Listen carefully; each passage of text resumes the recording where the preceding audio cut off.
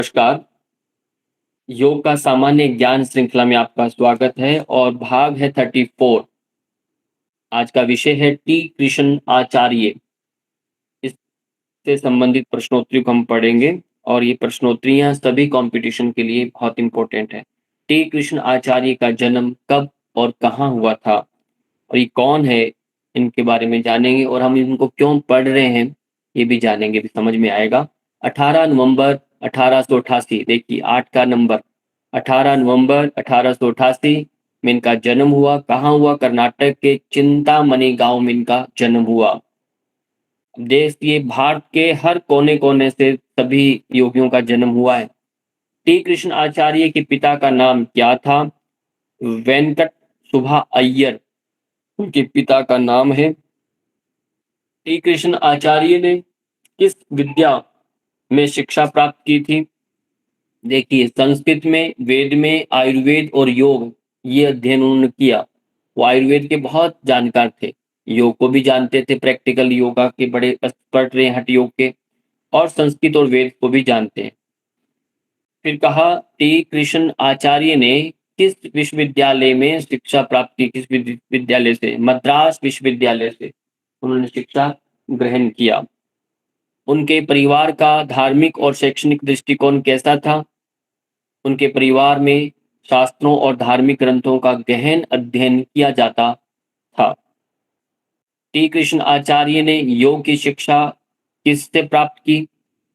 वे राममणि से, ध्यान देना, वे राममणि से योग की शिक्षा प्राप्त करने गए थे। टी कृष्ण आचार्य के प्रमुख शिष्य कौन थे? ध्यान दीजिए, पट्टाभी जोइस, जिसका नाम सुनते हैं, बीके एस अयंगर जो थे उन्हीं के शिष्य हैं, और इंदिरा देवी, ये भी उन्हीं के शिष्य हैं। पट्टाभी जोइस, बीके एस अयंगर, ये सभी हम देखते हैं आज के समय में। टी कृष्ण आचार्य के योगदान से किस योग परंपरा को पुनर्जीवित किया गया था? वह है अष्टांग योग और विन्यास योग। जो परंपरा देखने को मिलती है, आप सुनते हो, ये विन्यास योग जानता है, वो इन्हीं की देन है। इन्होंने उसको पुनर्जीवित किया। और टी कृष्ण आचार्य ने योग के किस दृष्टिकोण को उन्होंने प्रमुख माना है? वह योग को शारीरिक, मानसिक और आध्यात्मिक संतुलन के रूप में उन्होंने देखा।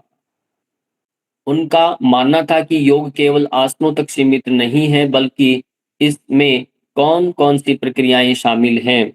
वह है यम, नियम, आसन, प्राणायाम, प्रत्याहार, धारणा, ध्यान, समाधि, यानी अष्टांग योग का उन्होंने विशेष बल दिया। इसका पालन कीजिए, तभी आगे आप बढ़ेंगे। अष्टांग योग को लेकर चले। टी कृष्ण आचार्य ने किस स्थान पर योग विद्यालय स्थापित किया? ये प्रश्न है। तो मैसूर में, भारत के मैसूर में एक बहुत बड़ा उनका एक केंद्र है, वहां योग विद्यालय उन्होंने स्थापित किया। टी कृष्ण आचार्य का योगदान पश्चिम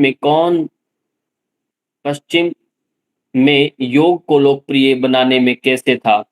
वह है, उनके शिष्यों ने पश्चिम देशों में योग को प्रचारित किया, विशेष रूप से इंदिरा देवी और बीके एस अयंगर, जो अयंगर योगा के नाम से जानते हम, तो उन्होंने विदेशों में जाकर के खूब प्रचार किया, उन्हीं की विद्या को बाहर रखा और ये पूरा विश्व प्रसिद्ध होगा। टी कृष्ण आचार्य का कौन सा योग शिष्य अष्टांग योग का प्रमुख प्रचारक बना? वह है पट्टाभी जोइस। ध्यान देना, ये अष्टांग योग का प्रमुख प्रचारक बने पट्टाभी जोइस। तो ये भी बहुत इसको फॉलो करते हैं, इसके बारे में हम पढ़ेंगे, जानेंगे। टी कृष्ण आचार्य ने किस प्रमुख सिद्धांत को स्वीकार किया? योग और आयुर्वेद का समन्वय, क्योंकि ये एक साथ काम किया जा सकता है। अभी बहुत उनकी विचारधारा से कितने विश्वविद्यालय खुले जहां योग आयुर्वेद इकट्ठे संयुक्त रूप से काम कर रहे हैं। टी कृष्ण आचार्य ने विन्यास योग को कैसे परिभाषित किया? ये क्या है विन्यास योग? तो उन्होंने कहा, आसनों के बीच श्वास की लय और संतुलन को बनाए रखने का अभ्यास है विन्यास। फ्लो में चलते हैं, श्वास के साथ चलते हैं, तो इसको आपको ध्यान रखना है। डायरेक्टली कोई पूछे विन्यास योग क्या है, तो उनकी ओर से खुद उन्होंने बताया कि इस प्रकार से उन्होंने परिभाषित किया कि इन्होंने, टी कृष्ण आचार्य ने। तो आप इस तरह से बता सकते हैं। योग के उद्देश्य के बारे में टी कृष्ण आचार्य का क्या दृष्टिकोण था? योग का मुख्य उद्देश्य शरीर, मन और आत्मा के बीच संतुलन स्थापित करना था, ये उनका मुख्य उद्देश्य है। टी कृष्ण आचार्य ने के अनुसार योग का अभ्यास कैसे करना चाहिए? तो उसका उत्तर है, हर व्यक्ति को अपनी शारीरिक और मानसिक स्थिति के अनुसार योग का अभ्यास करना चाहिए। देखा-देख नहीं करना, अत्यधिक नहीं करना, धीरे-धीरे करना, ये कहना उनका अर्थ है कि सामर्थ्य से करें। प्राणायाम के बारे में उनका क्या विचार था? प्राणायाम श्वसन नियंत्रण का एक महत्वपूर्ण अभ्यास है, जो जीवन शक्ति को नियंत्रित करता है। और टी कृष्ण आचार्य के अनुसार योग का सबसे महत्वपूर्ण अंग कौन-सा है? वो बताएँगे आसन और प्राणायाम, क्योंकि ये शरीर और मानसिक स्थिति को संतुलित करते हैं। क्योंकि आसन शरीर को करेगा, प्राणायाम आपका मन को संतुलित करेगा। इसलिए 2 बहुत इम्पोर्टेंट उन्होंने माना, ये सबसे इम्पोर्टेंट है। उनके अनुसार योग का अभ्यास किसके लिए उपयुक्त है? कौन कर सकता है? ये प्रश्न यदि आए, तो योग का अभ्यास सभी के लिए उपयुक्त है। कोई भी कर सकता है, क्योंकि ये एक व्यक्तिगत अनुभव नहीं है। सबके लिए है, छोटे से बड़े तक है, रोगी तक सब कर सकते हैं। श्री कृष्ण आचार्य के योगदान को विश्व किस रूप में याद किया जाता है? उन्हें आधुनिक योग के पितामह के रूप में याद किया जाता है, ध्यान रखना है। आधुनिक योग के पितामह यदि हम जानते हैं वह कौन है, तो वो श्री कृष्ण आचार्य हैं। श्री कृष्ण आचार्य का निधन कब हुआ था? 1999 में, 1989 में उनका निधन हुआ। श्री कृष्ण आचार्य ने योग के किस सिद्धांत पर जोर दिया? वह है शारीरिक, मानसिक व आत्मिक संतुलन की आवश्यकता पर उन्होंने बल दिया। श्री कृष्ण आचार्य के योगदान से कौन सा योग रूप लोकप्रिय हुआ?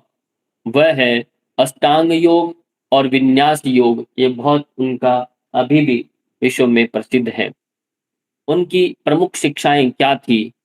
योग एक संपूर्ण जीवन शैली है, जिसमें शारीरिक भी है, मानसिक भी है और आध्यात्मिक संतुलन की आवश्यकता है। इन तीनों को मिलाकर के व्यक्ति जब चलता है, तो उसका जीवन एक संतुलित होता है, वह जीवन को जीता है। इसी को कहा जीवन जीने की एक पद्धति है योग, जीवन जीने की शैली है योग। तो ऐसा संपूर्ण योग, एक समग्र स्वास्थ्य के लिए योग उन्होंने कहा, ये उनका प्रमुख शिक्षा थी। और इसी के साथ आप सबका बहुत-बहुत धन्यवाद। नमस्कार।